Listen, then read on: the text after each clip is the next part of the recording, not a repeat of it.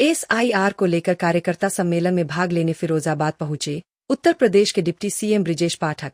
वहीं इस सम्मेलन में भाजपा के तमाम नेता उपस्थित रहे। इस दौरान उप मुख्यमंत्री ब्रिजेश पाठक से एसआईआर को लेकर पत्रकारों द्वारा पूछे गए सवाल पर कहा कि विपक्ष लोगों को गुमराह कर रहा है, जबकि विपक्ष अब वोटों की लूट नहीं कर पाएगा। उन्होंने कहा कि एसआईआर के माध्यम से घुसपैठियों को देश से निकालने का काम किया जाएगा। अखिलेश यादव के द्वारा कोई शिकायत हो तो उसको लेकर चुनाव आयोग के पास जाए, जनता को गुमराह करने का काम नहीं करे। ब्रिजेश पाठक ने विपक्ष द्वारा वंदे मातरम पर उठाए गए सवाल का जवाब देते हुए कहा कि वंदे मातरम आजादी के मतवालों का गीत है, जिसको गाकर क्रांतिकारी फांसी के फंदे पर झूल गए। डिप्टी सीएम ब्रिजेश पाठक ने आगे और क्या कुछ कहा, आप स्वयं देखें।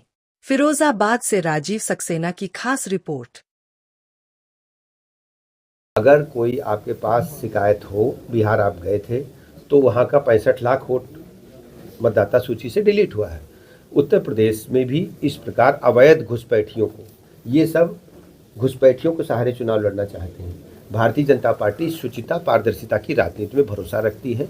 बाबा साहब भीमराव अम्बेडकर के संविधान के मुताबिक हम जन जन को जोड़ करके माननीय मोदी जी की गरीब कल्याण योजनाओं के माध्यम से उत्तर प्रदेश के लोगों का भरोसा जीते हैं।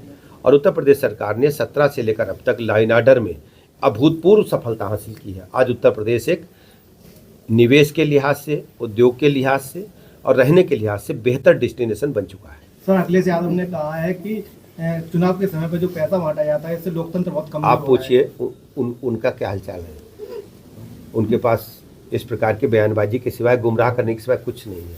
पेट में दर्द होने का कारण यही है। अखिलेश यादव ने 150 साल बाद, अखिलेश यादव ने ये आज़ादी के 75 साल बाद, देखिए वंदे मातरम जब गीत गाया गया आज़ादी की लड़ाई में, स्वतंत्रता संग्राम के दीवानों ने इसको गा कर के हंसते हंसते फांसी के फंदे को चूमा।